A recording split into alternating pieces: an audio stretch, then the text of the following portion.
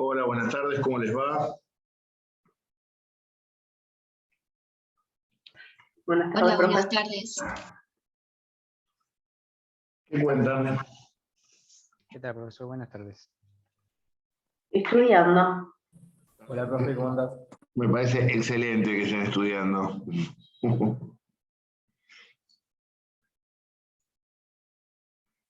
Bueno, vamos a hacer un repaso, si les parece.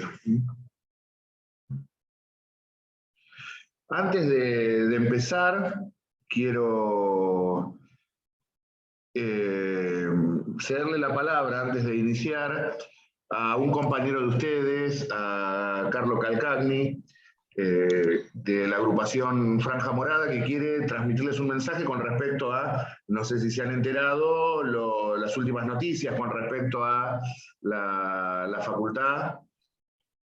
Se ha determinado la vuelta de la presencialidad, por lo menos para las mesas libres, en algunas materias. Así que le cedo la palabra a Carlos para que les transmita cuál es la situación que se vive en este momento con el tema presencialidad y el tema tanto exámenes como cursadas. ¿Cómo andas, Carlos? ¿Bien?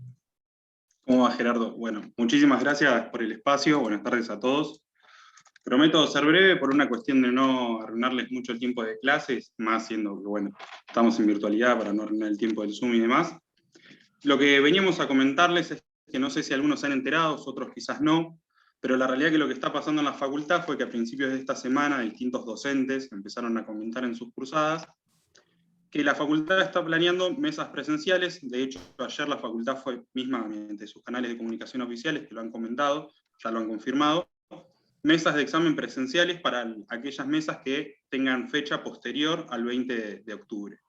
La realidad es que el problema que notamos en esto es que, si bien es una vuelta un poco a las actividades presenciales y que muchos quizás lo han pedido y han notado, no se está teniendo en cuenta lo que es el sistema híbrido o bimodal que venimos planteando ya desde la agrupación hace varios meses, que es totalmente necesario, porque no sé si quizá alguno acá sea de algún pueblo del interior de la provincia o mismo del interior del país, pero la realidad es que ya desde junio que venimos planteando que ante una futura vuelta a la presencialidad tiene que ser organizada, debatida, teniendo en cuenta los distintos claustros, estudiantes, docentes, no docentes, para que justamente sea organizada, no sea repentina, como se está dando en este caso, que tenemos solamente 2 semanas de antelación, y que justamente quien desee volver y tenga la posibilidad pueda hacerlo de una forma organizada, de tener sus tiempos, de poder coordinar para volver. Hay muchos chicos que incluso han rescindido contratos, y ante esta problemática que identificamos de mucha gente que no está hoy en día en La Plata y que le impide en este mismo mes poder rendir las mesas que han venido preparando,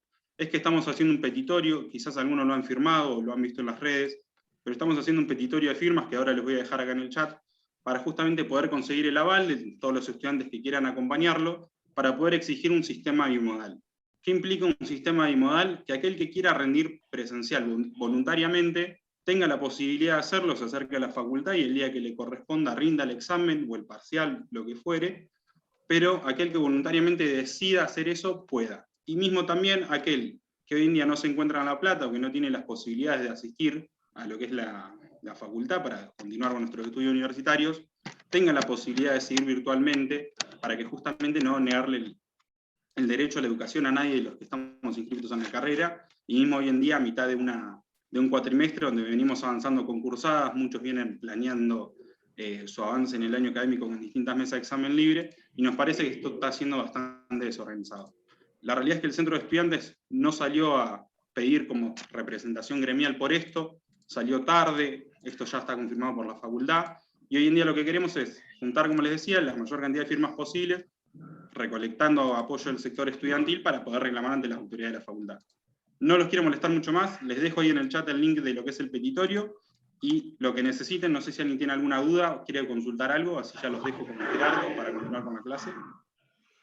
Así yo también me enteré por sorpresa de esto, claro. Me enteré cuando me llamó Agustín por teléfono, porque ayer no había mirado nada en las redes, de hecho no comenté nada ayer en la cursada.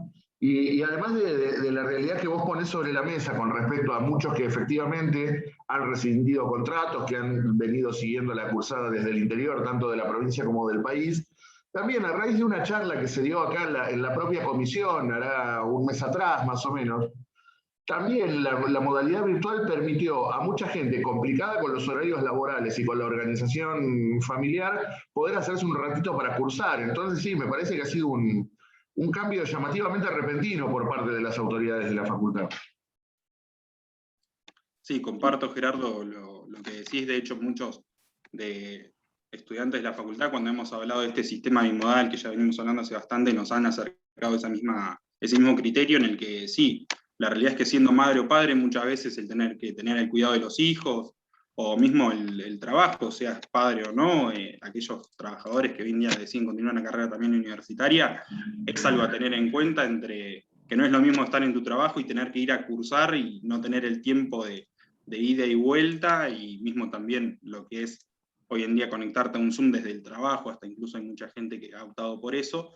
Eso lo tenemos en cuenta, por eso creemos que bueno, la virtualidad llegó para quedarse en cierto sentido, por lo menos por ahora. Es algo que se está dando una vuelta a la presencialidad, pero sí sostenemos que la virtualidad hoy en día no puede desaparecer de un día para el otro, ni mucho menos de una forma tan imprevista y desorganizada, que estamos a 10 días de que las mesas de examen presenciales comiencen, y la facultad haya informado así, la verdad que es lamentable.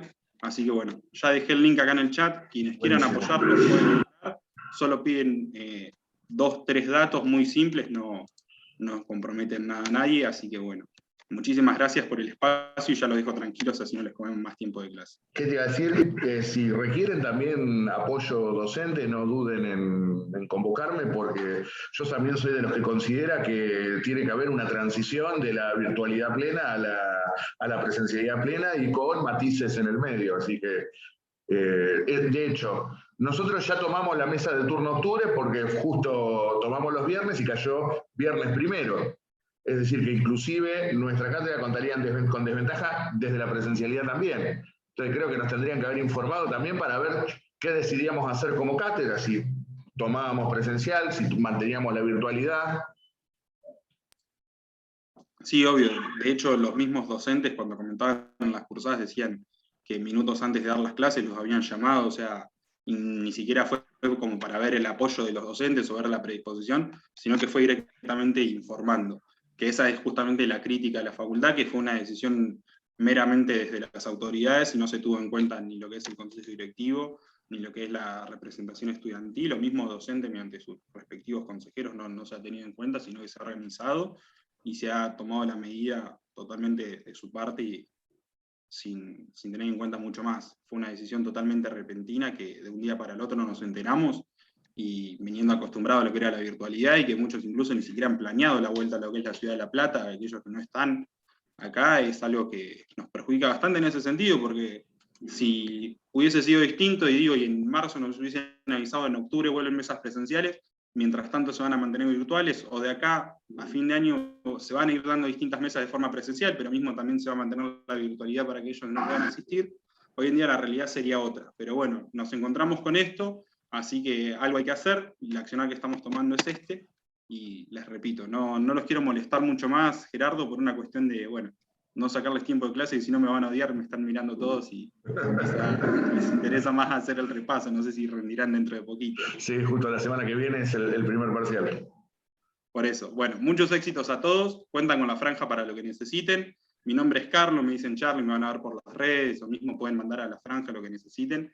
Así que bueno, disculpen la molestia de la clase, muchos éxitos a todos, nos estamos viendo. No, por favor, muchas gracias a vos, Carlos, para lo que necesiten. Bien, esto era lo que queríamos comentar. Muchas de las cosas ya las habíamos hablado con respecto al tema de la vuelta a la presencialidad. Nos agarró a todos por sorpresa. Así que bueno, hecha esta cuestión, ahora sí, tampoco yo pretendo quitarles más tiempo, vamos a hacer el repaso. Para seguir un orden, ¿les parece que vayamos bolilla por bolilla para no ir respondiendo preguntas en forma anárquica? Y por otro lado, también a medida que se van haciendo las preguntas, organizadas por bolilla, también pueden aprovecharlas todos para cualquier duda que vaya surgiendo. ¿Les parece? Sí, de acuerdo, profesor. Bueno, nosotros arrancábamos con la bolilla número 2. La 1 es el titular, así que la primera bolilla nuestra es la 2, que arrancaba con el texto de Martínez Díaz, con Víspera de la Revolución, y ya después con lo que es la Revolución de Mayo.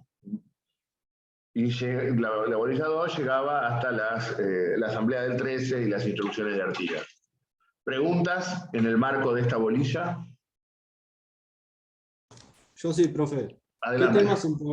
¿Qué temas entrarían en causas mediatas e inmediatas? O sea, tengo los temas, pero no sé bien qué entra ahí. En causas mediatas está referido a este cambio de política aplicada por los Borbones con respecto a las Indias, cómo fue gestándose la ruptura como producto de la nueva concepción que aplicaron los Borbones en suelo americano, y también cómo influyó esa doble vertiente de pensamiento forjada tanto por la Ilustración como así también por la tradición jurídica española, con la doctrina del suarecismo o de la escolástica tardía que hemos analizado. Y cuando hablamos ya de causas inmediatas, los hechos que desembocaron inmediatamente en la revolución, es decir, sin duda, la invasión francesa a España y sobre todo, obviamente, la caída de Sevilla en 1810.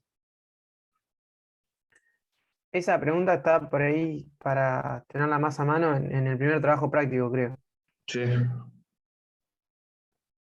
Profe, entonces, ¿estudiamos a partir del 1700, desde la muerte de Carlos II? Sí, que es más o menos lo que yo he desarrollado, porque hice una semblanza como de lo que fueron las distintas casas reinantes españolas, como para no arrancar así abruptamente, bueno, los Borbones hicieron esto. Pero básicamente sí, la ruptura comienza a generarse después de la Guerra de Sucesión Española.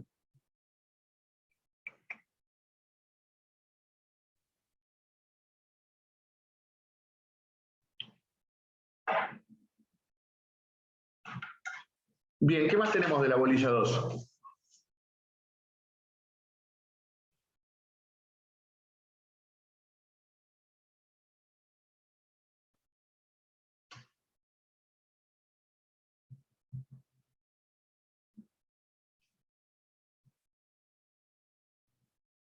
Profe, cuando habla de las tendencias que se vislumbraron en Buenos Aires al momento de la caída de Sevilla, Sí. ¿se refiere a los dos grupos que habían de Sí. Saavedra? Por un lado, las milicias populares, la postura de las milicias populares, y por otra, la de la clase vecinal porteña encarnada en aquel grupo que se reunía en la célebre Jabonería de Vieites y más, donde estaba nucleada la clase vecinal porteña, los profesionales, los comerciantes de Buenos Aires.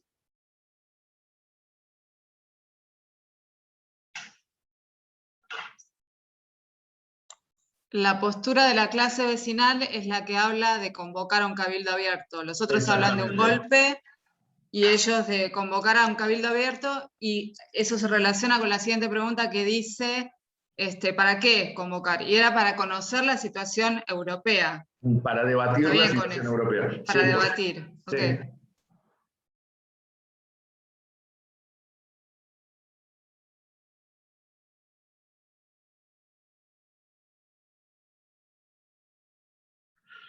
Lo que es importante en este punto es recuerden las 4 posturas que marcamos en el debate, lo que expone el obispo Lué, lo que expone Juan José Castelli, la postura del fiscal Villota y la postura de Paso.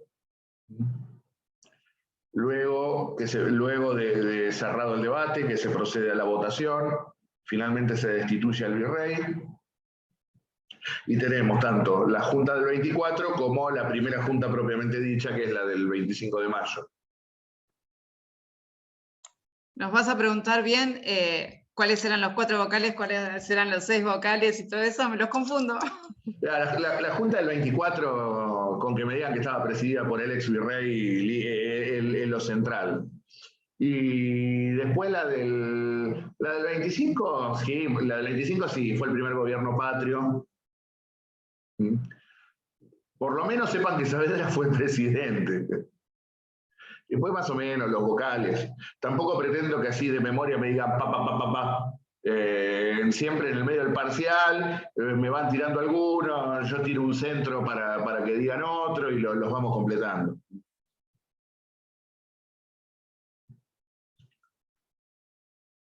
Profe, ¿también incluye la junta grande, la primer bolilla? Sí, por supuesto, si llega hasta la asamblea del 13, la bolilla, esta primera bolilla. Claro, pero no, porque en la guía no aparecía lo que era la junta grande. Eso quería saber. Esa guía que yo les dejé hoy es, digamos, tentativa. Digamos, no es exhaustiva, no es que pregunto eso y nada más. O sea, el programa oficial es la guía de clases. Yo la guía que les subí ayer es orientativa, son los puntos que los puntos que no se puede fallar. Ahora, yo puedo preguntar de todo el programa. O sea, siempre voy a arrancar preguntando una de las preguntas, algo de lo que subí en la guía que puse hoy a la mañana. Ahora, cuando veo que vienen avanzando, vienen bien, vienen contestando, generalmente por ahí ahondo un poquito en el programa para redondear la nota, ya sea para arriba o para abajo. O sea, no te voy a desaprobar porque no sepas algún punto que no está allí de lo que subí ayer. Pero si no se sabe eso, se terminó el examen.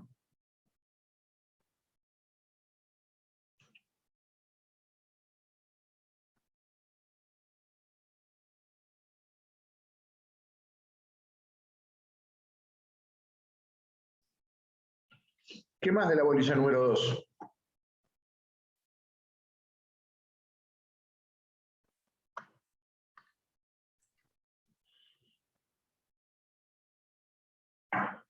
Tienen allí el tema del decreto de seguridad individual, la asamblea del año 13, las instrucciones de Artigas. ¿Estamos bien con eso? Yo te quería preguntar sobre el decreto de seguridad y libertad de imprenta. Sí. ¿Qué organismo era creado para velar por la libertad de imprenta y qué función tenía?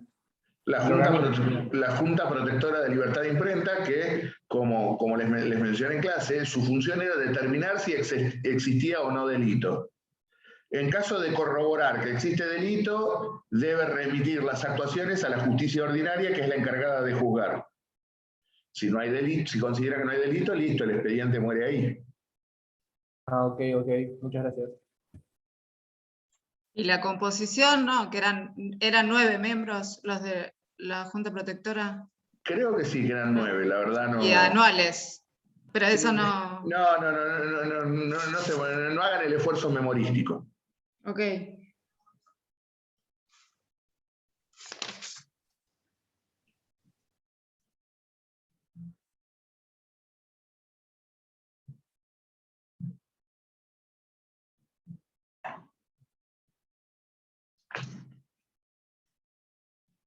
¿Nada más de la bolilla 2?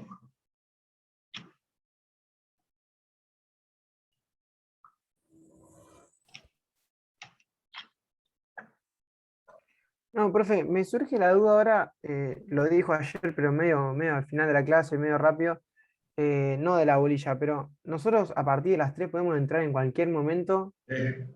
Yo el examen lo arranco a las 3 de la tarde. Bien. Sí, ahora cuando termináramos el repaso tenía pensado hablar de las cuestiones organizativas.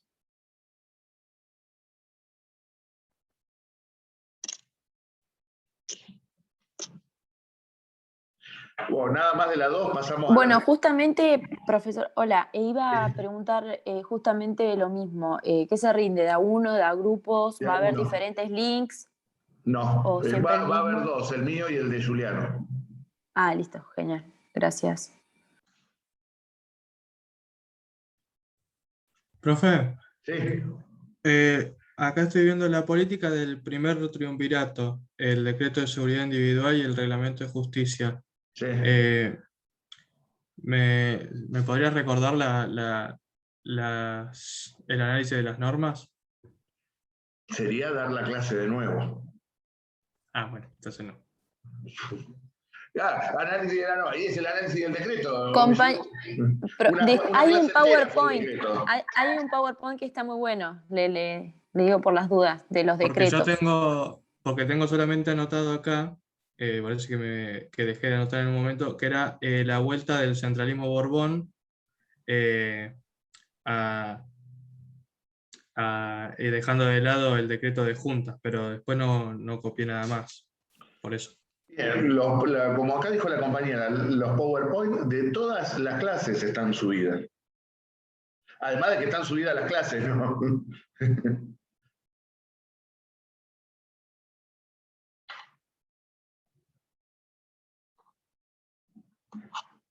Consulta, profe, ¿el recuperatorio cómo sería?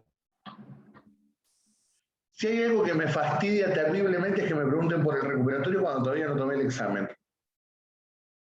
Ya se debe ver feo, me parece. El recuperatorio calculo que será una semana después. Y sí, ¿cuánta quieren para un recuperatorio? ¿La nota la sabemos cuando terminamos ahí o...? La nota ahí al toque se las doy. Por eso tomo oral también, para no tenerlo Está bien. en vilo. Wow, cierro la 2, pasamos a la 3. Bueno, en la 3 tenemos el periodo histórico que va desde el directorio a la caída del poder central. Tenemos allí el Congreso de Tucumán, la Declaración de la Independencia, el directorio, la Constitución del 19.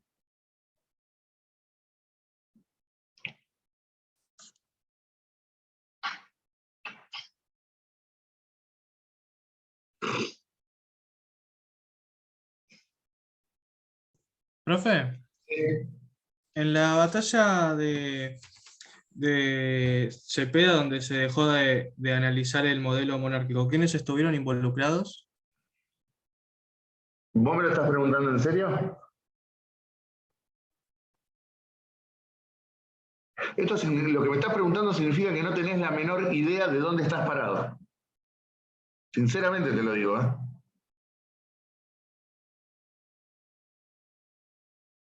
Sinceramente, si no sabemos quiénes pelearon en Cepeda, estamos pero liquidados, ¿eh? Liquidados.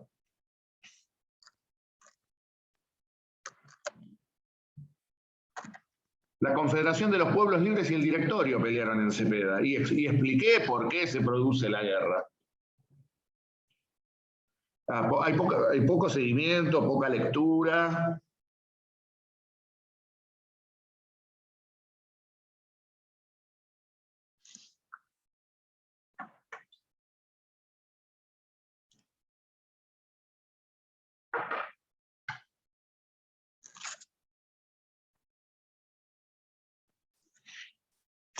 ¿De la Constitución del 19 no hay ninguna pregunta?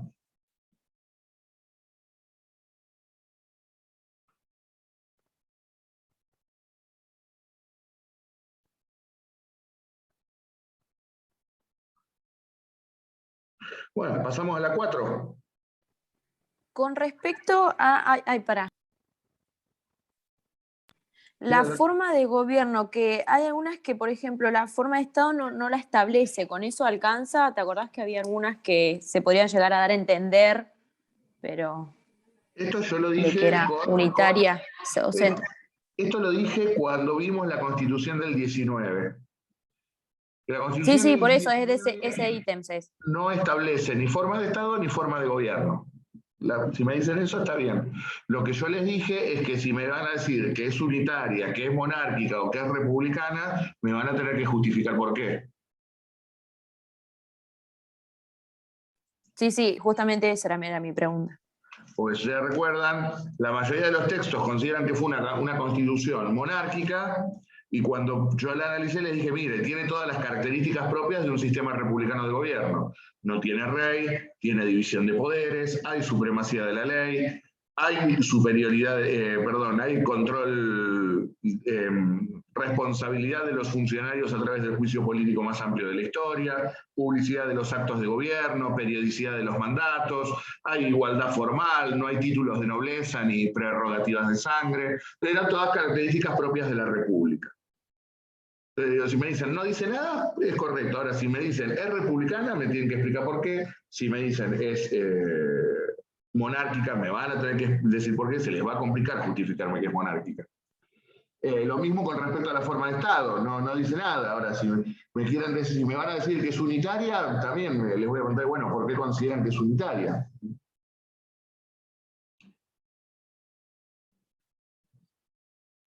Y en ese caso, si decimos porque, por ejemplo, no menciona las provincias como unidades políticas, ¿está bien? Excelente. ¿Aprobé?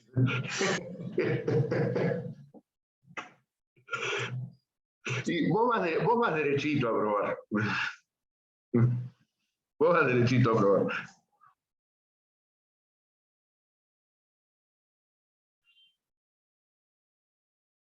Profe, ¿ya le puedo hacer preguntas de la bolilla 4? ¿Nadie tiene más de la 3?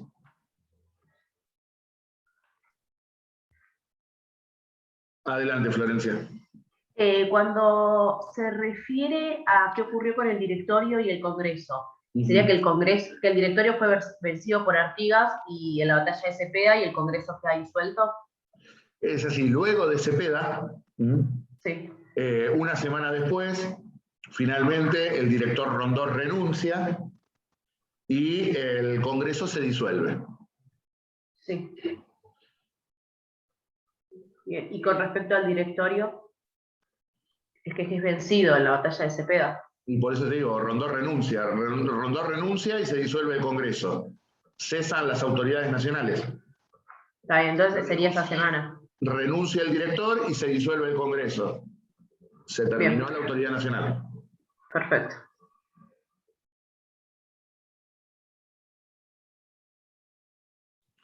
Que en la guía creo que les puse una pregunta. Bueno, ¿por qué? Si tuvo vigencia o no la Constitución del 19 y por qué. Que viene por ese lado la pregunta. La Constitución del 19 nunca tuvo vigencia y la misma no tuvo vigencia porque precisamente las autoridades que promovieron esta Constitución, es decir, el directorio y el Congreso, desaparecen después de Cepeda. Cae el poder central luego de Cepeda.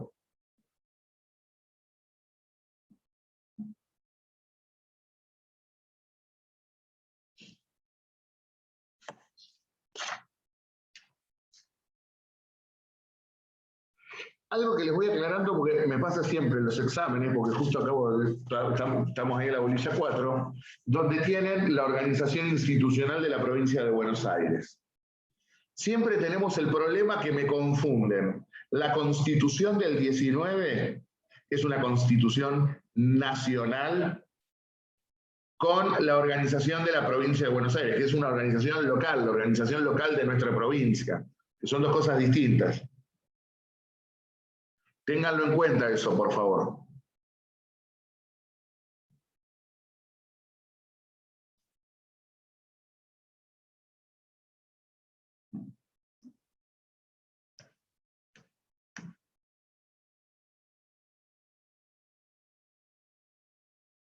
Con respecto a los poderes de la provincia, ¿no tienen ninguna duda? Yo tengo una duda sobre el acuerdo del Pilar. Sí, adelante. Artículo 4, sobre los ríos. Sistema de río cerrado. O sea, el artículo está redactado de una manera muy compleja. Dice algo así como que los ríos solamente serán navegados por las provincias cuyas aguas son bañadas por esos ríos. Parece un trabalengua. Lo que se quiere significar con esto es que solamente se admite la navegación por las provincias ribereñas, y como la vocación del Pacto del Pilar era de convocar a un Congreso General, recuerden que se convocaba el Congreso de San Lorenzo, que se extiende a las demás provincias argentinas. Es decir, que cuando hablamos del sistema de río cerrado en oposición a río abierto, yo les dije, no significa que no puede navegar nadie, puede navegar todo el mundo. Lo que determina si es sistema de río abierto o de río cerrado es cuál es la ley aplicable.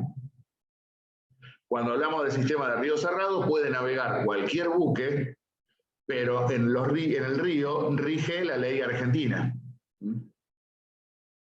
Recuerden que ese es el conflicto central que se producirá luego durante el segundo periodo, la segunda parte de los gobiernos de Rosas. cuando se produzca el conflicto con Inglaterra y con Francia en 1845, por este mismo motivo. Entonces, río cerrado sería lo contrario a libre navegación. Exacto. Cuando hablamos de libre navegación de los ríos, es un concepto similar a libre navegación de los mares. Cuando hablamos de libre navegación de los mares, ¿qué significa? Que en alta mar, donde no hay jurisdicción de ningún estado, ¿qué ley se aplica? La del pabellón del buque, la de la bandera del buque. Lo que pretendieron las potencias europeas es que ese principio que rige en alta mar, rigiera también en los ríos argentinos. Alta mar, digamos, su nombre lo indica, no es jurisdicción, no es territorio de ningún país, es el océano. Los ríos, en cambio, forman parte del territorio de un estado, por lo tanto, en el río tiene que regir la ley nacional, no la ley del pabellón del buque. Y río cerrado es esto, que rija en ríos que pasan por territorio argentino y que forman parte del territorio argentino, rija la ley argentina.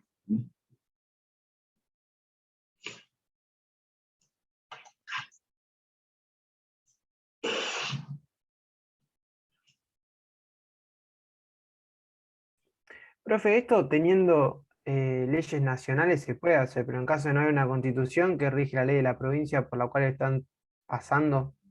Claro, ahora es todo un poco anárquico, pero por ejemplo, con la entrada en vigencia del Pacto Federal, ¿cómo se regula esto? Por el Pacto Federal. Está bien.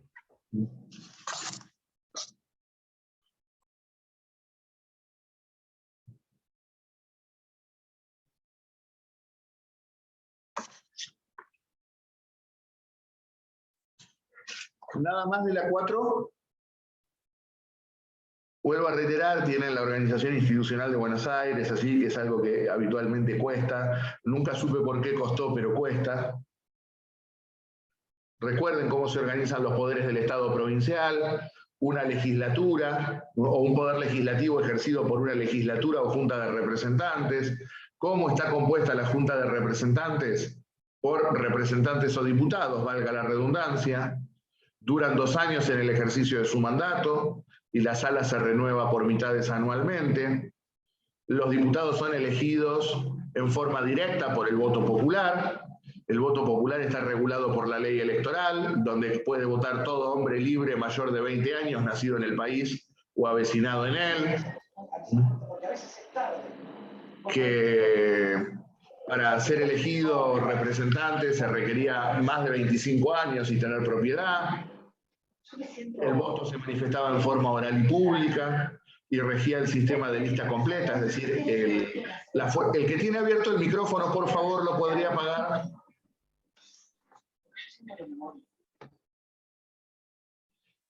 Lo que les decía, rige el sistema de lista completa, en el cual la fuerza política que obtiene el mayor número de votos se queda con todas las bancas a repartir.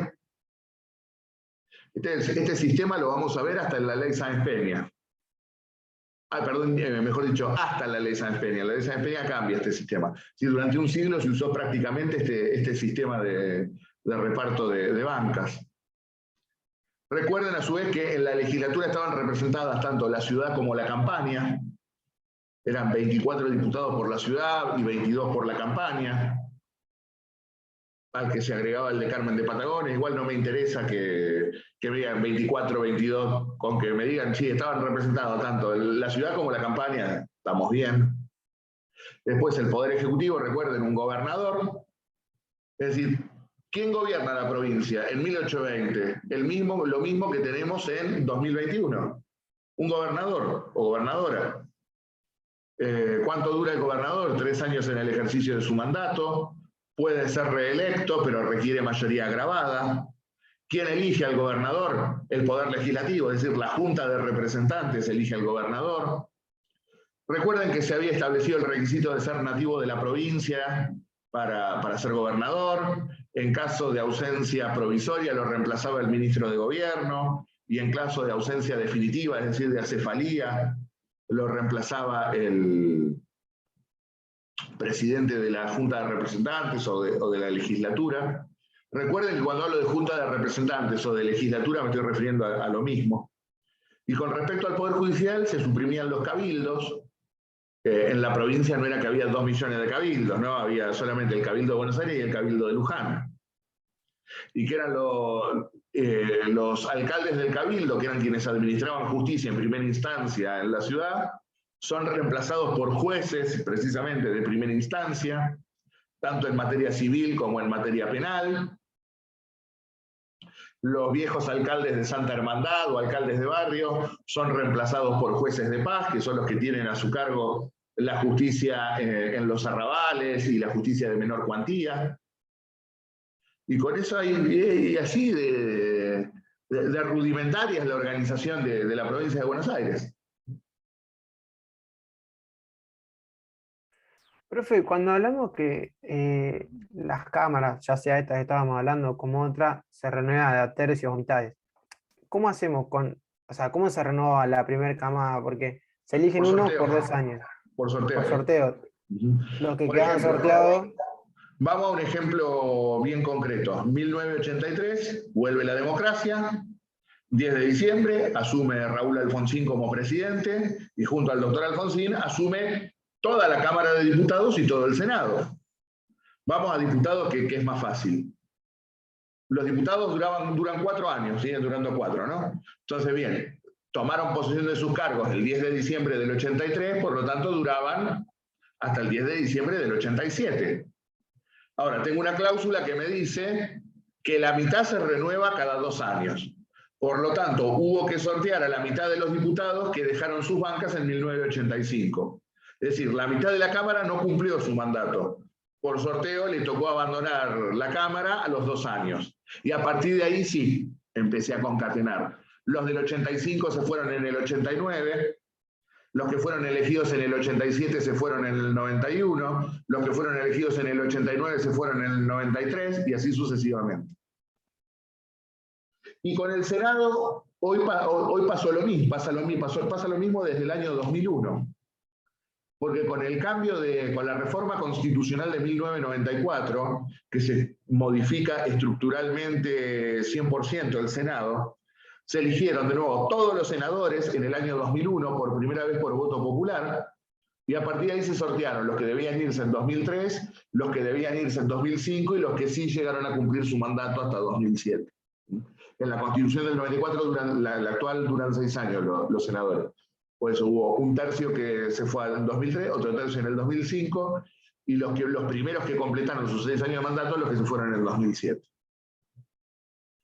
Eso para la primera vez que se reúne el Congreso, eso es por sorteo. Porque yo sé que a veces no resulta claro, porque una vez que empezó el sistema de renovaciones, más o menos sí, ya uno lo tiene gráfico, pero para el primero cuesta.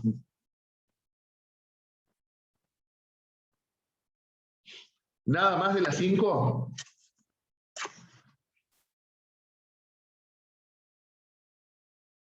Está ahí el empréstito Bari. A ver, no voy a bochar a nadie porque no me sepa el empréstito. No lo voy a preguntar al empréstito así directamente. El que me sabe el empréstito, obviamente, se va a ir con una nota alta. Pero no voy a bochar a nadie porque no me sepa el empréstito. Eso sí, quédense tranquilos. No me resulta raro que nadie me pregunte nada del empréstito.